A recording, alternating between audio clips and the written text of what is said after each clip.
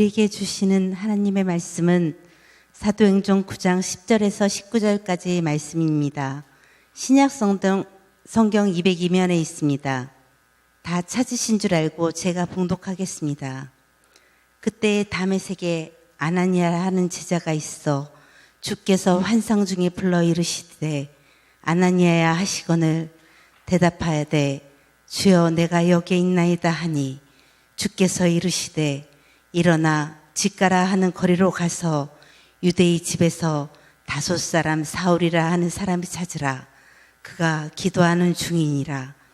그가 아나니아라 하는 사람이 들어와서 자기에게 안수하여 다시 보게 하는 것을 보았느니라 하시거늘 아나니아가 대답하되 주여 이 사람에 대하여 내가 여러 사람에게 들었다운즉 그가 예루살렘에서 주의 성도에게 적지 않은 해를 끼쳤다 하더이다.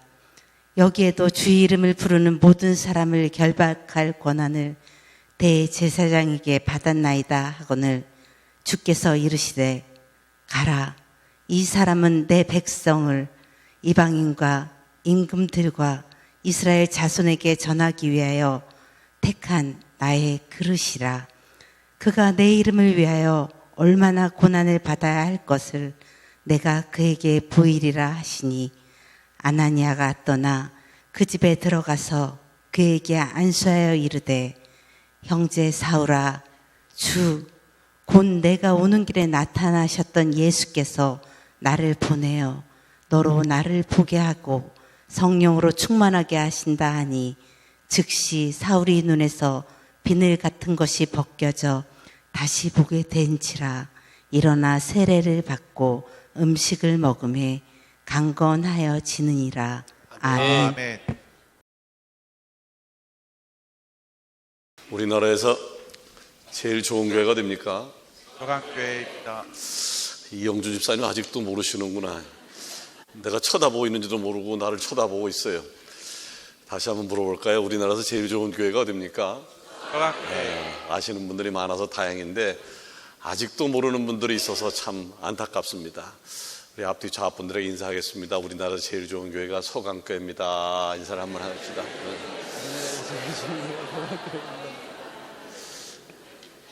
2층에 있는 분들도 잘 하셨습니까? 네. 나는 서강교회에서 목회를 하면서 우리나라에서 제일 좋은 교회가 서강교회다라고 하는 확신을 갖고 목회를 합니다.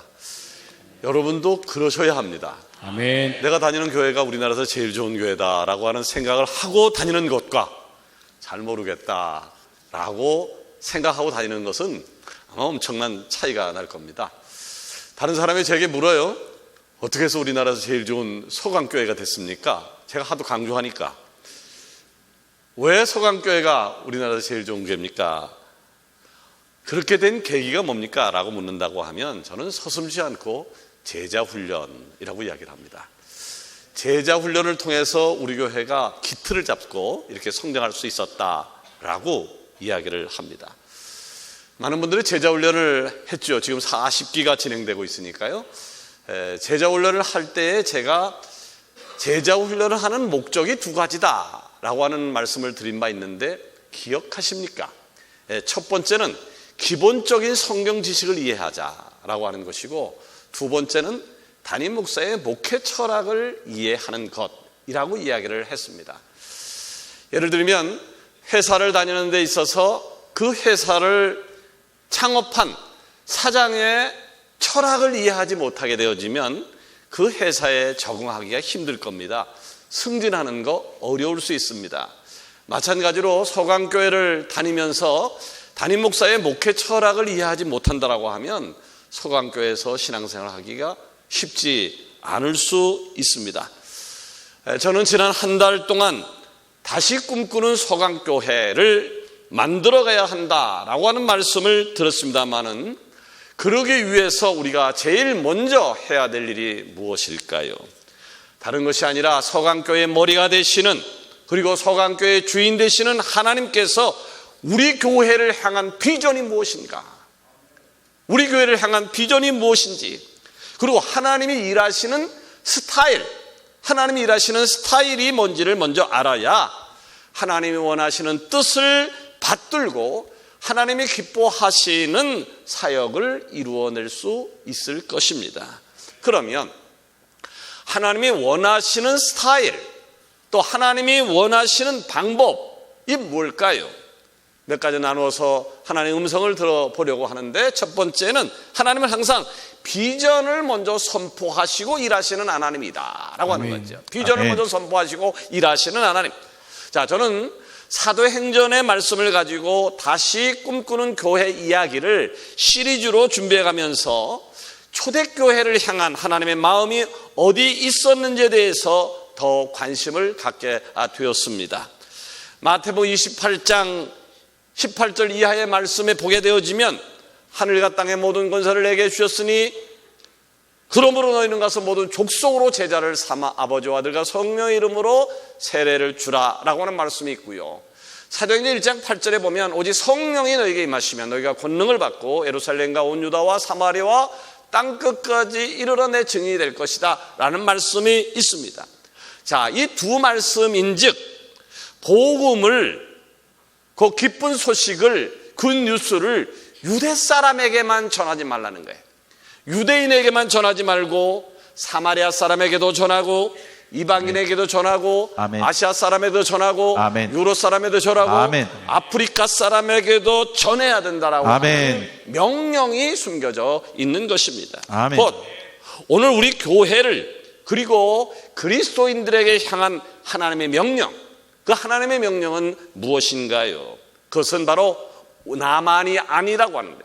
우리만이 아니라고 하는 거예요. 내 가정만이 아니라, 우리 교회만이 아니라, 교회를 향한 하나님의 강력한 메시지는 바로 열방을, 세계를 품고 나아가라라고 하는 것입니다. 아멘. 자, 우리 서강교회의 모습을 한번 볼까요? 서강교회는 교회 안에만 복음이 있는가요? 서강교회는 서강교회 안에서만 복음이 있는가요? 또 여러분에게만 복음이 있습니까? 예, 만약 그래, 우리 서강교회 안에만 복음이 있어, 그리고 내 안에만 복음이 있다라고 이야기를 한다라고 하면 내가 나름 신앙생활을 잘하는 것 같지만 실은 아주 잘 못하고 있는 것입니다. 여러분, 복음이라고 하는 것은 교회 안에서만, 내 안에서만 머물러서는 안 됩니다. 우리가 간직한 복음이 가련동에서 은평 뉴타운으로, 아멘. 고양시로, 아멘. 파주시로, 아멘. 북한을 넘어서 세계 열방으로 향해야 될 줄로 믿습니다. 아멘.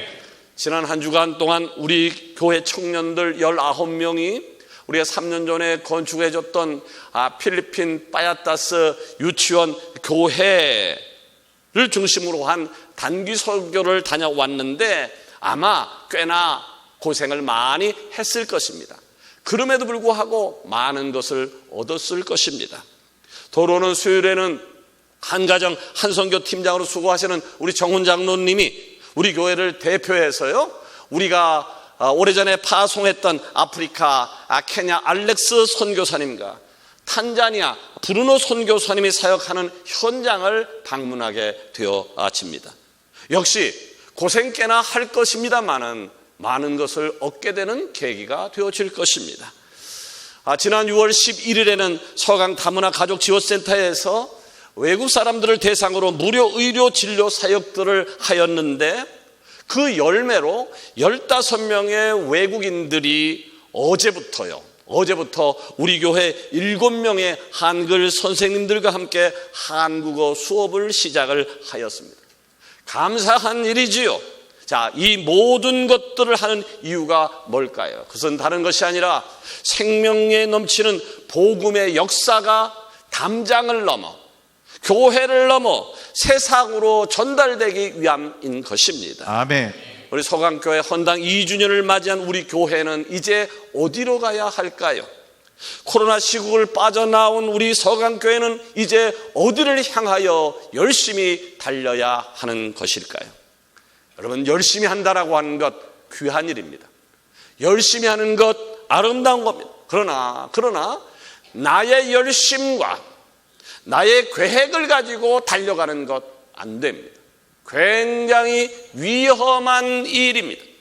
나의 열심과 그리고 나의 계획과 나의 경험과 나의 철학이 아닌 하나님의 비전, 아멘. 하나님의 비전을 발견하고 아멘. 하나님이 비전이 바라보는 곳을 향해 달려갈 때에 영적으로 깨어질 것인데 아멘.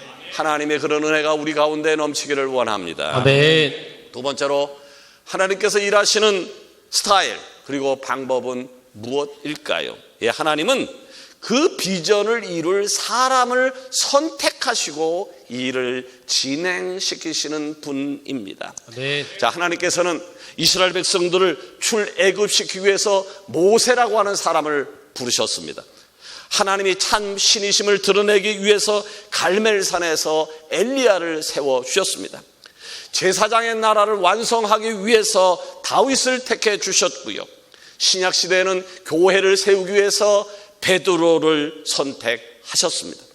그리고 마지막 때 하나님의 교회는 하나님의 나라는 이래야 돼를 외치기 위해서 저와 여러분을 세우신 줄로 믿습니다. 아멘. 하나님은요, 이방인과 임금과 이스라엘 백성들에게 복음을 전하기 위해서 사울이라고 하는 청년을 선택하셨는데 오늘 우리가 읽은 사도행전 9장을 보게 되어지면 이방인의 사도로 살았던 사도 바울의 회심 이야기가 아주 자세하게 기록되어져 있습니다. 특별히 사도행전 9장 1절과 2절을 보니까 이런 말씀이 있어요. 사울이 주의 제자들에 대하여 여전히 위협과 살기가 등등하여 대제사장에 가서 다메섹 여러 회당에 가져갈 공문을 청하니 이는 만일 그 도를 따르는 사람을 만나면 남녀를 막론하고 결박하여 예루살렘으로 잡아오려 함이라. 아멘. 자, 아멘. 사울이 다메섹에 갔다고요? 근데 사울이 다메섹에 간 이유는 단 하나예요. 예수 믿는 사람들을 잡아서 예루살렘으로 끌어가서 죽이기 위함이었습니다. 사울은 이 일에 대해서 열을 냈습니다. 혈기가 가득했습니다. 왜 사울이라는 청년은 혈기가 가득해서 예수 믿는 사람들을 그렇게 못살게 군 것일까요? 왜 그렇게 들들 볶았을까요? 나가서는 죽이려고 했던 것일까요? 그는 유대교인이었어요. 그는 유대교인으로서 예수님을 믿는 사람들이 하나님의 이름을 모욕하는 신석 모독자라고 생각을 했습니다. 그것이 그의 신념이었습니다. 예수를 믿는 사람들은 하나님을 모독하는 사람이야. 잘못된 신념을 가졌다는 거죠. 잘못된 신념이었지만 그는 그 잘못된 신념에 사로잡혀서 예수 믿는 사람들을 죽이려고 그렇게 난리를 쳤던 것이죠.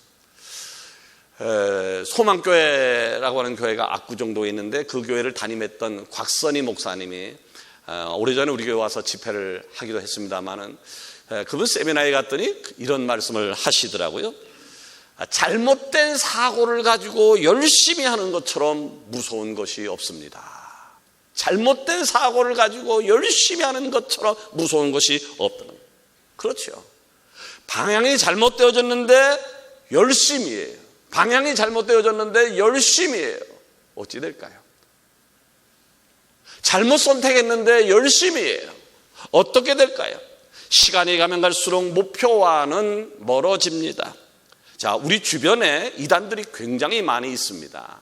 이단들이 굉장히 많이 있는데 이단들 보세요. 이단에 빠진 사람 보세요. 얼마나 열심인지요.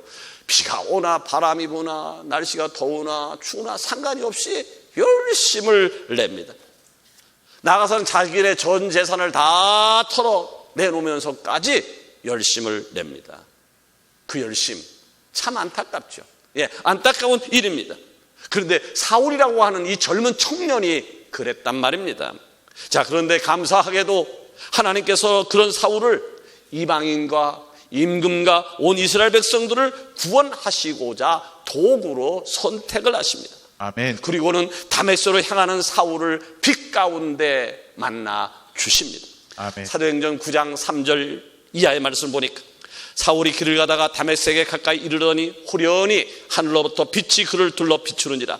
땅에 엎드러져 들음에 소리가 있어 이르시되 사울아 사울아 내가 어찌하여 나를 박해하느냐 하시거늘 대답하되 주여 누구시니까? 이르시되 나는 내가 박해하는 예수라.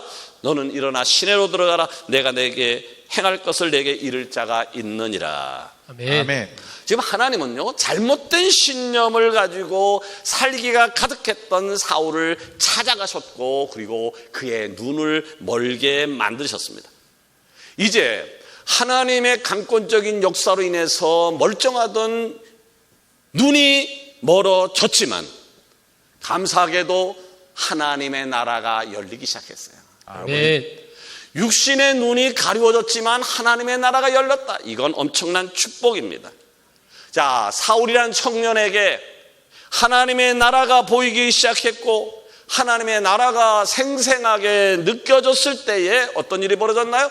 그의 눈을 가렸던 비닐 같은 것들이 떨어져 나가면서 육신의 눈을 다시 뜨게 되어지는 은혜를 경험하게 되어집니다. 아멘. 사도행전 22장 3절 말씀 보니까 사울이 자기 자신에 대해서 셀프로 소개하는 장면이 나오는데 잘 보십시오. 나는 유대인으로 길리기아 다소에서 났고 이 성에서 자라 가말리엘의 문화에서 우리 조상들의 율법에 엄한 교훈을 받았고 오늘 너희에게 모든 사람처럼 하나님께 대하여 열심히 있는 자라.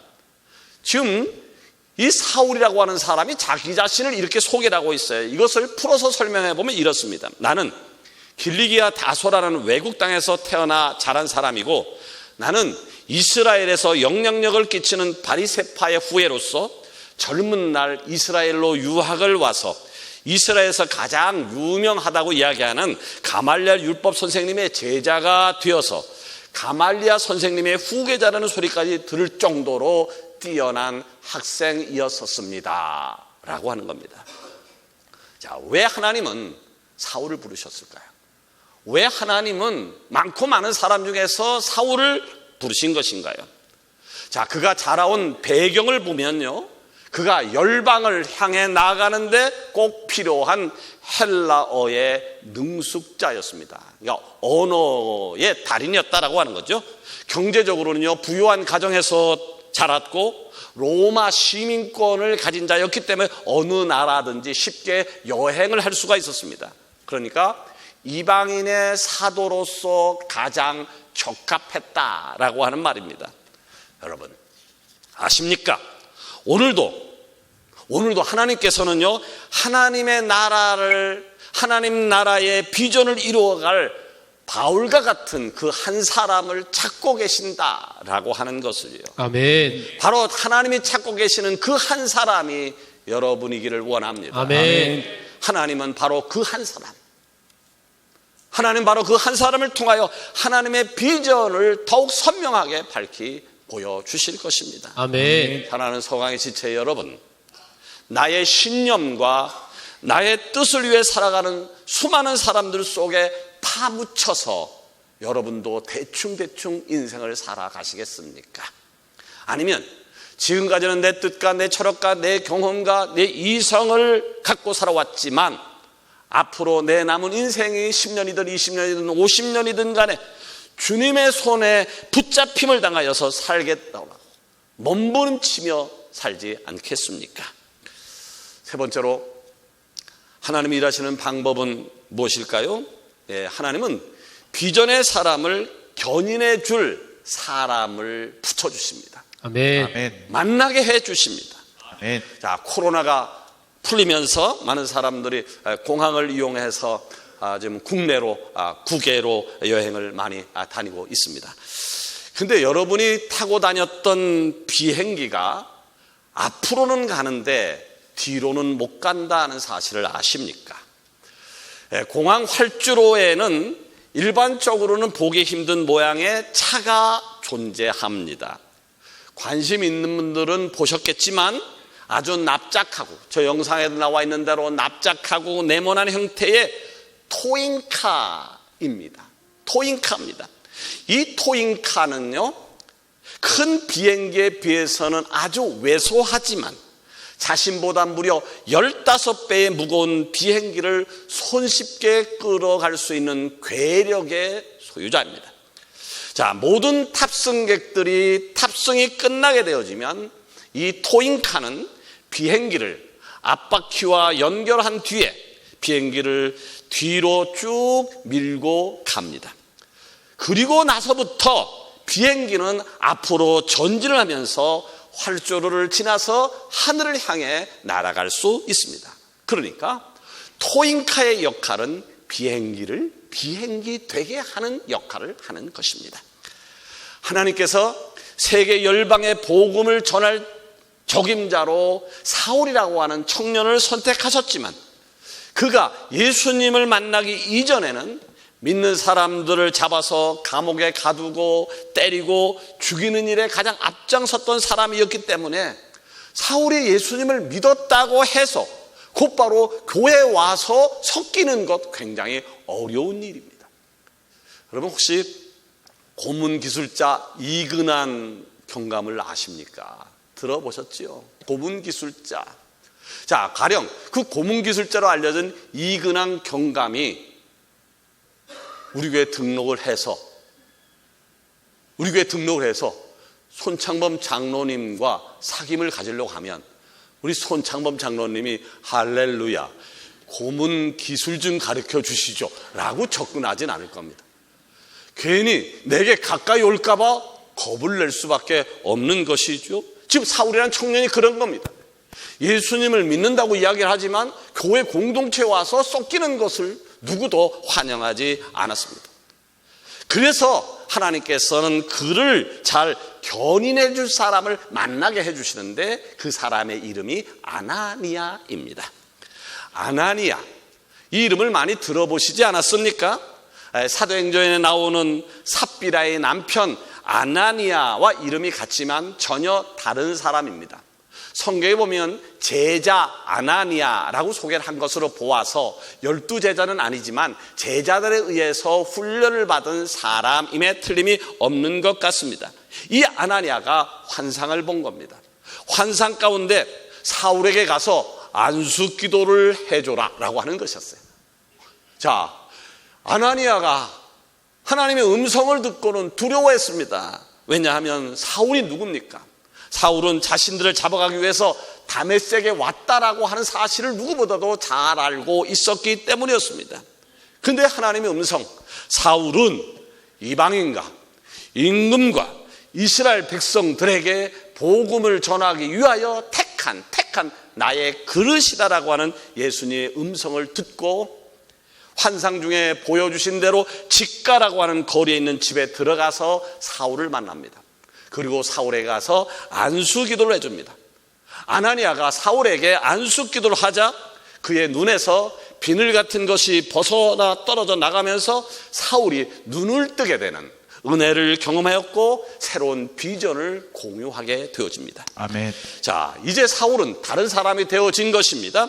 예수님을 믿는 사람들을 죽이는 핍박자가 아니라 이제는 복음을 전하는 사람으로 바뀌게 되어진 것이죠. 아멘. 자, 그런데 문제가 있어요. 문제는 사울에 대한 이미지가 워낙 좋지 않았기 때문에 그가 달라졌다고 다른 사람이라고 이제는 핍박자가 아니라고 무서워하지 않아도 된다고 외쳐도 그 어느 누구도 그를 반기지 않았다는 거죠. 자, 어떻게 해야 될까요? 이런 상황이 된다면 어떻게 해야 될까요? 그를 이끌어줄, 견인해줄 사람이 필요했던 것이죠. 보증해줄 사람이 필요했던 거죠. 그래서 그 역할을 누가 했다고요? 아나니아라고 하는 사람이 했단 말입니다. 이 사울을 견인해줄 또 한 사람이 등장합니다. 누구냐면 바로 바나바라고 하는 인물입니다.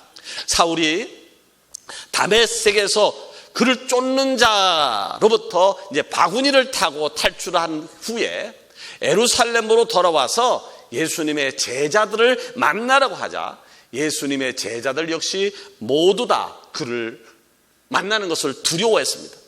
왜 제자들조차 사울이라는 청년을 만나기를 두려워했을까요? 사울은 스데반 집사가 돌에 맞아 죽을 때도 앞장섰던 사람이고 그리고 스데반 집사가 돌에 맞아 죽는 것을 마땅히 여겼던 사람이 예수 믿는 사람을 잡아서 가두고 때리고 죽이는데 선봉자였기 때문에 그래서 제자들 역시 다 그를 거부했던 거죠. 이렇게 모두 다 거부했을 때 그를 받아준 사람이 있었다고 누구라고요? 바나바라고 하는 인물입니다.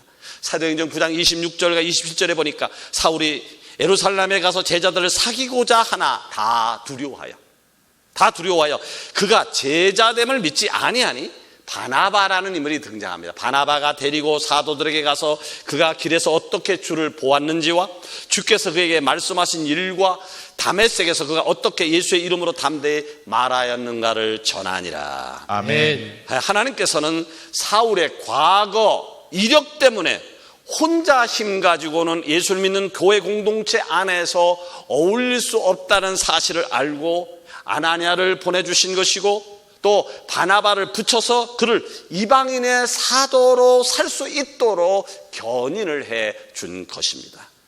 여러분, 하나님은, 우리가 믿는 하나님은 지금도 사람을 찾고 있습니다. 아멘. 지금도 하나님은 사람을 찾고 있습니다. 아멘. 여러분이 하나님이 찾고 계신 그 한 사람이기를 원합니다. 아멘. 그러나 자, 하나님이 찾으시는 그 한 사람, 왜? 그 한 사람을 통해서 하나님의 역사가 진행될 것이기 때문에 하나님이 찾으시는 그 한 사람은 너무 놀라운 것이죠. 그런데 그 한 사람이 설령 여러분이라 하더라도 여러분 혼자만의 힘으로 하나님의 비전을 공유하는 것은 어렵습니다. 여러분의 꿈의 사람으로 날아올 수 있도록, 같이 일할 수 있도록 견인할 수 있는 사람이 필요한 것이지요. 그러게 여러분, 주변을 돌아보십시오. 여러분에게 혹시 관심을 가지며 말을 건네는 사람이 있을 수 있습니다. 여러분을 위해서 내가 기도하고 있다라고 하는 이야기를 하는 사람이 있을 것인데, 바로 그 사람이 여러분을 견인해 줄 이 시대의 아나니아요 바나바임을 기억하시기를 바랍니다. 아멘. 그렇다면 그들을 만나십시오.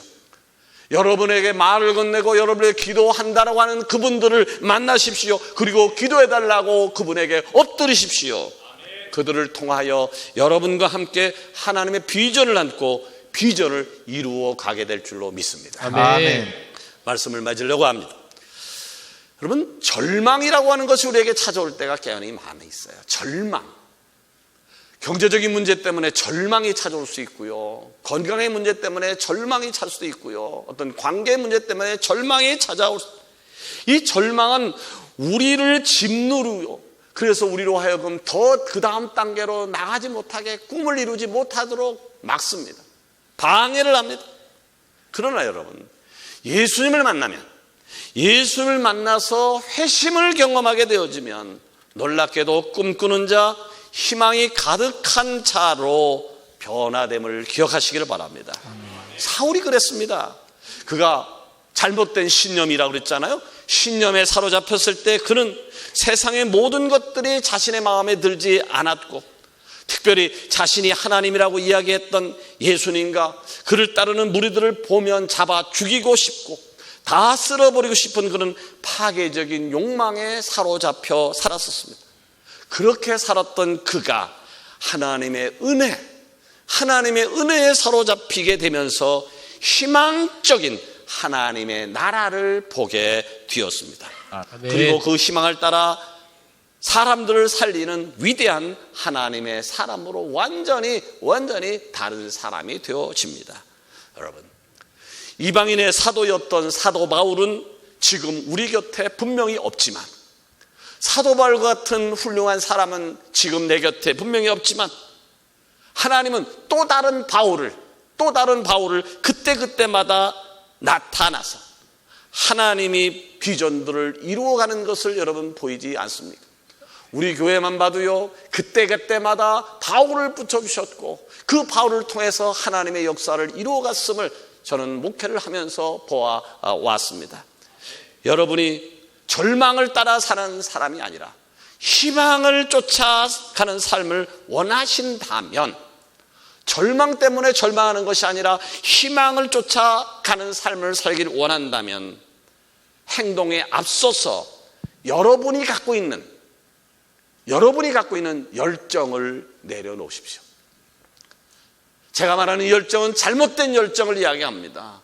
잘못된 신념을 이야기합니다. 나의 경험, 철학, 이해, 상식 내려놓으십시오. 그리고 하나님이 원하시는 비전이 무엇일까를 먼저 고민하고 그것을 찾으십시오. 아멘. 그리고 하나님이 어떤 사람들을 선택하서 그 일들을 어떻게 이루어 가시는지, 또한 하나님이 선택한 자에게 어떤 견인해 줄 사람들을 붙여 일하시는지 영의 눈을 뜨고 보시기를 바랍니다. 아멘. 하나님의 일하시는 스타일과 그리고 방법이 보일 것이고, 여러분은 날마다 하나님의 나라가 확장되어지는 기쁨을 맛보게 될 줄로 믿습니다. 아멘. 기도하십시다.